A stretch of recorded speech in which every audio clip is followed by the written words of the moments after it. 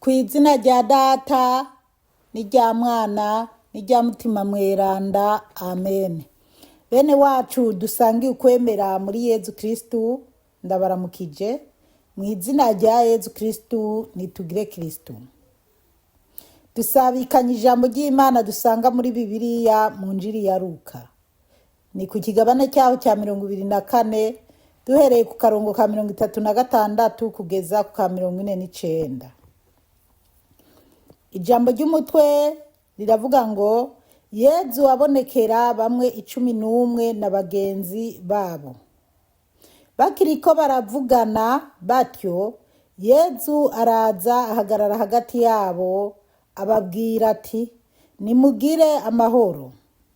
Ubwoba burabatekera, bagira ngo babona icijiji. Arababaza ati, ni igiki mutinya? Kandi mwibaza iki mu mitima yanyu? Nimurabe ibiganza n'ibirenge byanje, ntimukekereze ni jewe. Nimunkorakore, mwitegereze kuko icijiji ntikigira umubiri, ntikigira amagufa nk'uko mubona ndabifise. Akivuga ibyo, abereka ibiganza n'ibirenge byiwe. Ntibari bwemere kuko bari banezerewe kandi bari batamariwe. Arababaza ati, ntatwo kurya mufise? Bamuhereza akamanyu k'ifi yokeje, aragafata arya bose babona. Ababwira rero ati, ibyo nibyo nahora ndababwira tukiri kumwe hamwe, nababwira ibyari byanditse byose kuri jewe mu itegeko rya Musa, mu bahanuzi no mu mazaburi, ko bizoranguka. Hanyuma abaha ubwenge ngo bashobore gutegera ibyanditse. Ababwira ati, byari byanditse ko Kristu yari kubabara, agaheza akizura, akava mu bapfuye, amaze gatatu mu kuzimu. Kandi ngo kw'izina ryiwe ukwisubirako n'ikigongwe c'ibicumuro bizokwigishwa mu makungu yose, mbere bitangurire i Yerusalemu. Kandi ni mwebwe muri ibyabona. Nza kubarungikira ico Data yabemereye, yamara mube muragumye mu gisagara gushika muronke ubukomezi bw'uwo mw'ijuru. Bene wacu muri Yezu Kristu, iri ni ijambo ry'Imana. Dushimiye Imana. Aleluya, amen, aleluya, amen, aleluya, amen. Bana b'Imana, turakigina intsinzi ya Pasika na kanyamuneza, n'ubuntu bugeretse ku bundi, nibirenga abemera Yezu Kristu bose, kuko urukundo rwa Yezu ntirugira ingero. Rero iri jambo ry'umutwe tubandanya twisunga riravuga ngo Yezu abonekera bamwe 11 na bagenzi babo. Yezu abonekera 11 kubera ko Yuda yari yaramaze guhemuka, ntiyarakiri muri 12, hari hasigaye 11. Ngo na bagenzi babo babandi ba Marita, ba Madarena, ba Salome n'abandi bakunda Yezu. Kuva Yezu bamwishe, wasanga bamukunda bihisha, binyegeza, baganira. Rero aha hoho bari ahantu hamwe, bariko barabiganira ko yazutse. Rero 36 bavuga ngo, bakiriko baravugana batyo, Yezu araza ahagarara hagati yabo, ababwira ati, nimugire amahoro. Ngo bakiriko barabivugana babiganira, ngo Yezu araza hagati yabo, arababwira ati, mugire amahoro.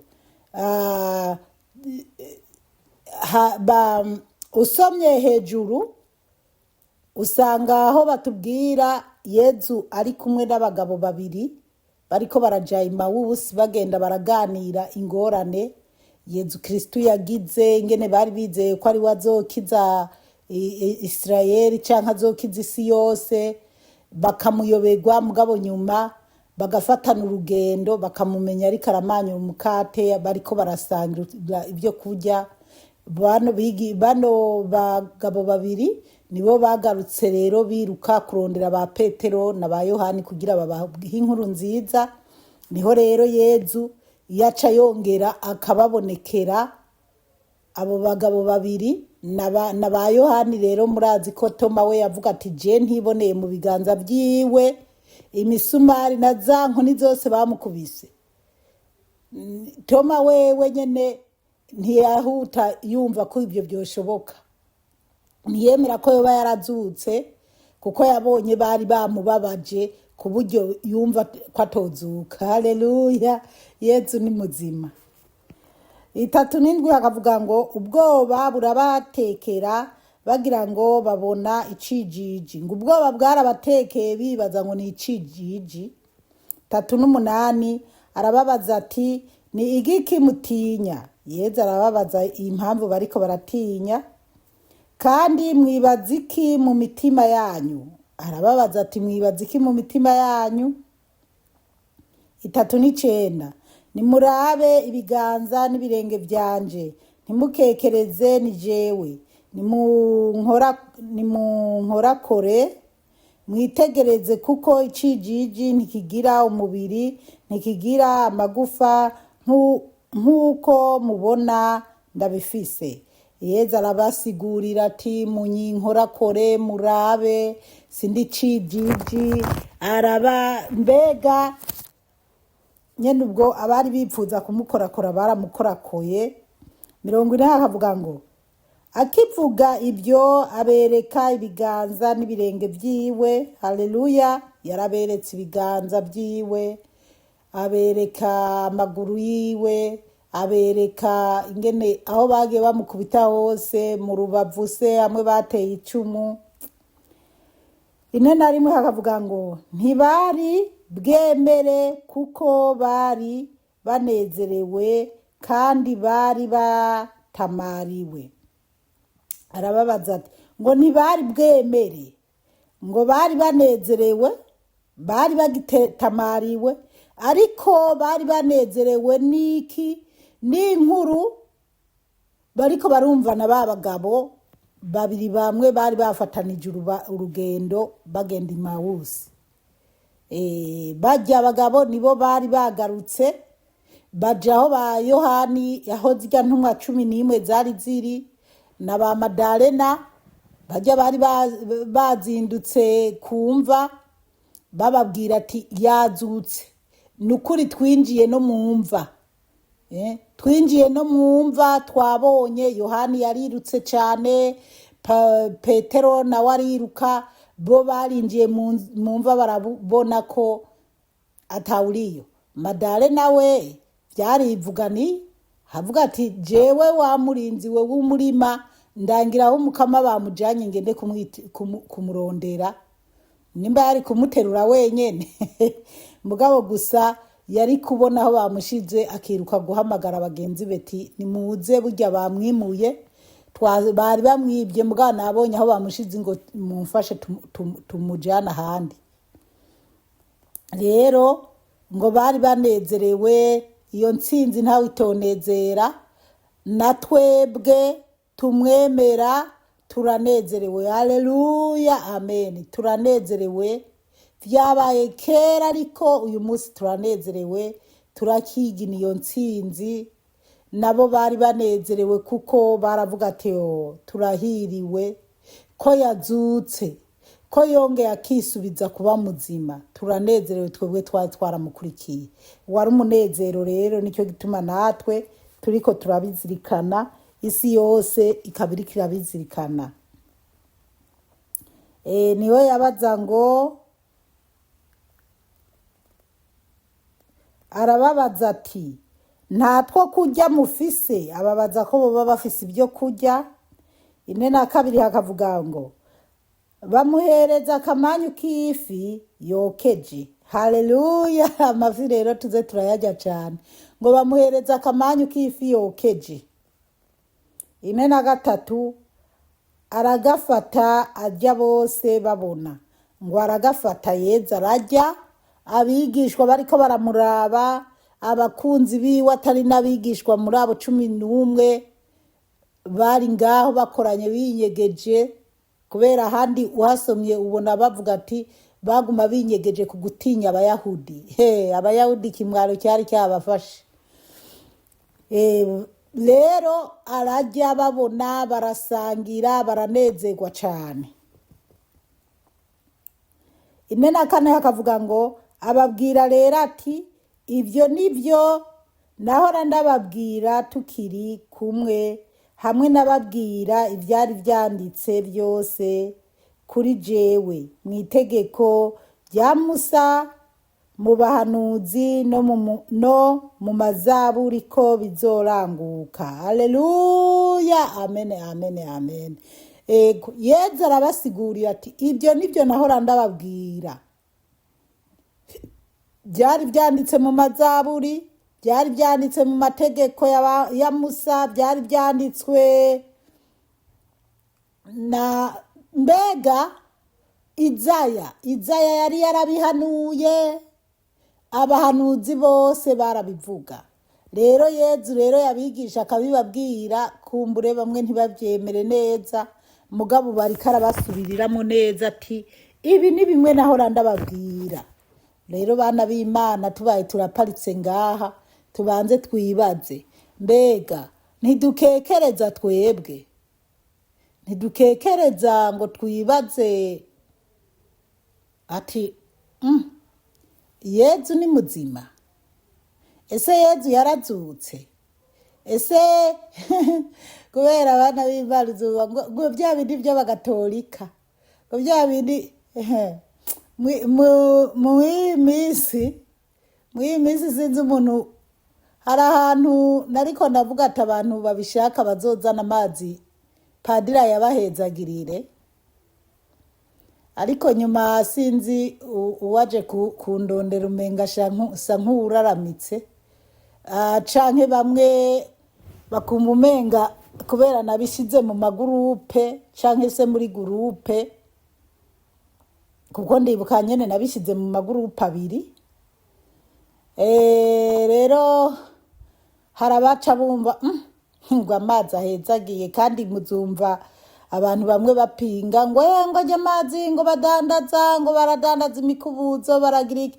Bana b'Imana, nkiri ngaha abantu tudasangiye amadini, muza murabanza mutahure, nyimba hari abadandaza amazi, abo n'abadandaza nyene bakubwira ati na amazi ahezagiye nayo urudandazwa rwabo nyene.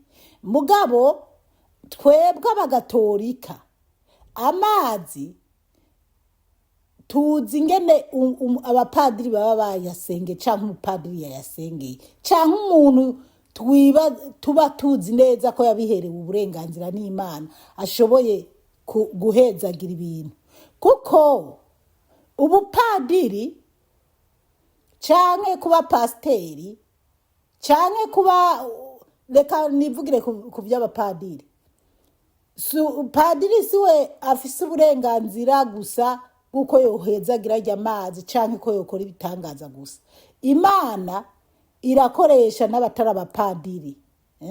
Uzoraba mu rusengero uzosanga hariko harasangiza abantu batari abapadiri, kuko ishengero ryababonye kubwizigirwa uwo muntu rikamuha gusangiza.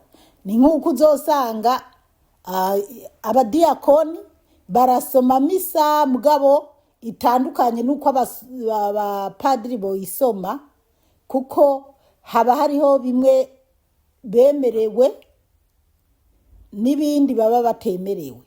Rero nyimba ubonye mu gatolika avuga ati ndijaniye amazi kuyahezagirisha, mwihorere, reka kumutwenga canke reka kutwenga babikoze. Wewe hagararana nuko kwemera kwawe, kuko wumva ko uri mukuri, usenga Imana by'ukuri, uhagararana uko kwemera kwawe. Mugabo ni wabona zipora mvuze ati reka nijanira amazi kwa padiri yahezagire undeke kubera nibyo bintu byanje nyene numwe jewe ndazi ko ndabikuramwo ndazi impamvu.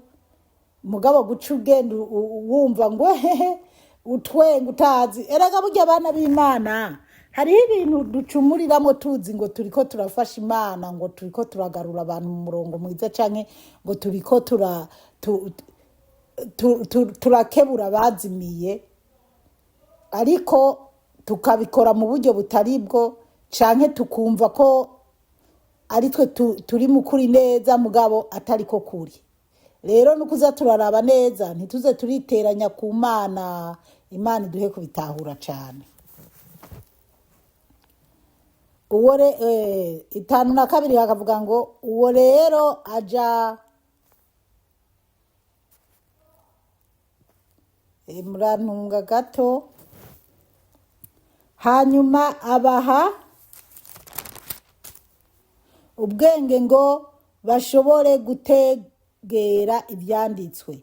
Yezu rero amaze kubasigurira ko ari bimwe yahora babwira byanditswe n'abahanuzi, acara bahanga ubwenge kugira baze barategera ibyanditswe. Kubera niyo mpamvu nyene dusoma Bibiliya ntidutegere.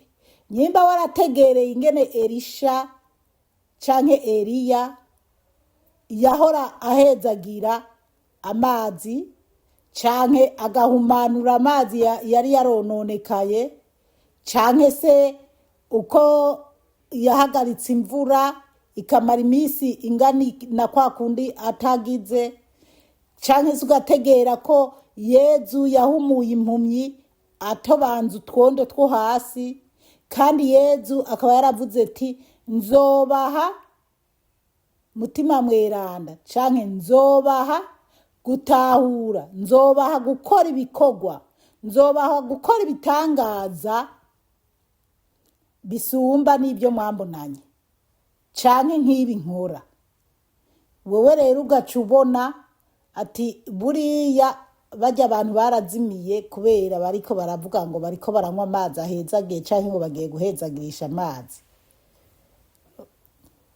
Rero bana b'Imana, Yezu yatwemereye ko n'abana batoya bazorota, abakobwa bazorota, abatama bazovugishwa, bazokwerekwa. Rero ubwo nuko 4:6 hakavuga ngo ababwira ati vyari vyanditse ko Kristu yari kubabara agaheza akizura akava mu bapfuye amaze gatatu mu kuzimu. Vyari byanditswe ko Yezu Kristu azobabazwa, akicwa, agakubitwa, akababazwa, mugabo ku munsi ugira gatatu akazuka. Haleluya, dusangwe intsinzi ya Kristu bana b'Imana. Tukira rero aha hararyoshe cyane kubo tuvyumva kimwe, hararyoshe cyane kumva ko Yezu Kristu yishwe akazikwa ababaye kwa kundi kose. Toma yavuga ati oya jewe naho mwozana urushinge sinimwora untera ngo ndavyemere, mugabo ndamwiboneye, nkamwibonera neza mu rubavu rwiwe, nkaraba mu ntoboro, nkaraba mu biganza byiwe no mu birenge ya misumari bamutera, niho ne kwemera ko yazutse. Toma rero we ntiyari nubwo yari muri aba 11 abagabo b'Imawusi ba Madale n'abariko baramubwira ati nukuri jewe nanamwiboneye, yanambwiye ko muzomusanga hanaha. Toma yavuga to ivyo nivyo mwebwe muriko muribwira, sibyo, ntiyavyemera.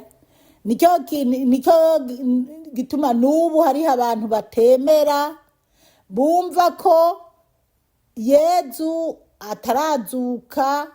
Maze nkusigaye nkunda gukurikirana abantu b'Abayisilamu, mugabo murantunga Abayisilamu simvuze ko mutemera, mugabo gusa maze nkunda gukurikirana Abayisilamu bavuga, kandi atari Abayisilamu bo muri Afrika, Abayisilamu bariya bo baza Katari, mu bihugu nyene bijya bya rutura by'Abayisilamu, niho usanga bariko baravuga intahe bemeza ukuntu Yezu Kristu yabatabaye, ukuntu bari bazi ko iyo idini barimo ari ryo bumva nyine ko byose byaba ari byo biri, ariko nyuma rero bakaza kubona Yezu Kristu. Hari n'umu Isilamu aheruka kubatizwa muri Katolika nyine ku ipasika, ari umupapa akuze, ari umuntu akuze. Rero nawe nyine uri kurumva ibyiwe uca wumva ko kabisa Yezu ni muzima, haleluya, ni muzima. Rero baramubona, baranezerwa, arabizeza ibitangaza by'ibyo azobakorera kandi yarabidukoreye. Rero na wewe emera Yezu Kristu uzobona ubugingo budahera. Hari n'ubu abatemera ko Yezu yabayeho, bumva ko umuntu apfuye biba biheze, ariko bana b'Imana umuntu apfuye ntibiba biheze. Kandi iyo umuntu bana b'Imana hari abamaze iminsi bambwira ko batari kumbona, mbega nagiye mbega ko ariko mw'iyi minsi nari ifise ibintu nyene. Yezu avuga ati iyo musanze abababaye babarana nabo, musanze abanezerewe munezeranwe nabo. Gusa mu bantu babiri bapfuye b'inshuti zanje bankoze ku mutima, hari umuntu mubo tuvukana yari yarose ngo abona ngo ndiko ndashusha amazi yo koza umuntu yapfuye. Hama ubwo rero nyene aguma mu mutwe yibaza ibyo bintu yandoteye. Mugabo tumaze kumva umuvyeyi araho yitavye Imana kigafra, ntiyagwaye, ntiyagize iki, niyo yambwira ati yo tuzi ibintu nari nakuroteye. Kubera nanje nyumva uwo muntu ko yitavye Imana, narashidutse ndibaza, birancanga, biranyobera. Ego rero kubera naciye ntangura kuza nsenga, ndamusengera, nkaja muri chapelle semana, kandi nahora nkunda kurota ibintu vrema. Uyo muntu nta kintu nigeze ndamurotako.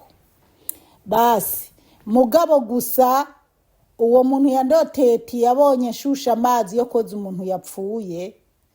Buriya nibisabisho nagiye ndakora namukoreye uwo muntu, nibisabisho nagiye namukoreye. Kandi na mbere nahora ndamusengera kuko hariho umuntu yari yarigeze nyimba yarambonekeye, nyimba yaragize iki, yigeze kumbwira ati zurasengera cyane urya muryango. Rero ibyo rero jewe birampa icyizere ko uwo muntu ko nagiye ndamusabira, kandi hari ibintu bimwe bimwe nagiye mbona umukama yankoresheje bimpa icyizere ko koko umukama yamwakiriye neza. Reka tubandanye. 4:7 haravuga ngo kandi ngo kwizina ryiwe ukwisubirako n'ikigongwe c'ibicumuro bizokwigishwe mu makungu yose, mbere bitangurire i Yerusalemu. Bana b'Imana ukwisubirako kandi ngo kwizina ryiwe ukwisubirako n'ikigongwe c'ibicumuro bizokwigishwe mu makungu yose, mbere bitangurire i Yerusalemu.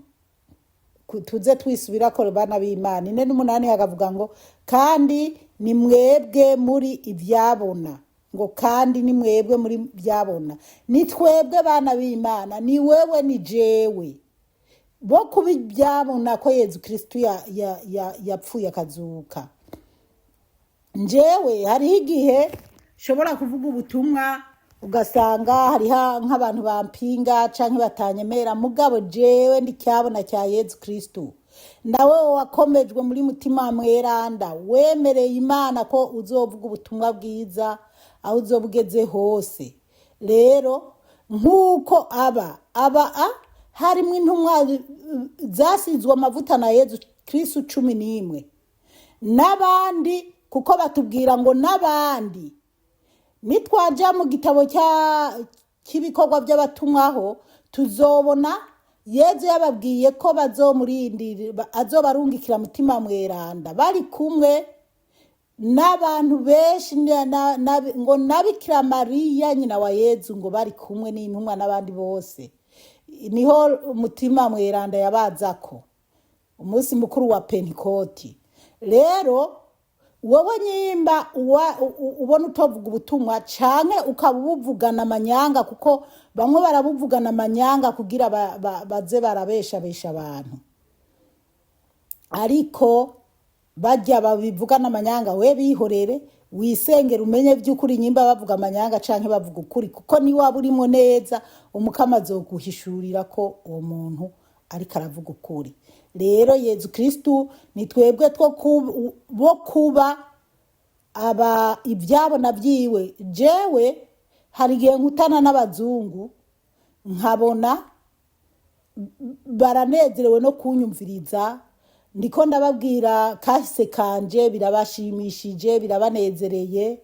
Hari n'igihe shobora kubona nk'umuntu w'umuzungu ntanibaza ariko arandondera ngo nze ndamusengera. Ibyo rero nkabona ati ni twebwe, niyo mpamvu Yezu yashimye kundungika muri Australia, naho ndahavuga inkuru nziza. Sinzi kuvuga icyongereza nkome noja kuvuga ubutumwa nk'uko ndabuvuga soma mu Kirundi, ariko abo Yezu ashaka ndabubagezako. Haleluya, amen.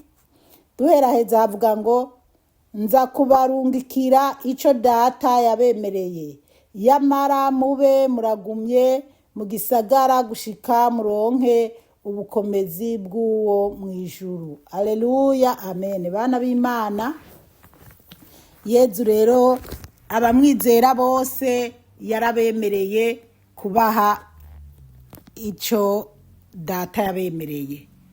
Rero twamana umwizero, twizigire Yezu, naho uzomushaka mwibanga ryawe by'ukuri azokwiyereka, azogusigurira, uzomusiguze byinshi azogusigurira.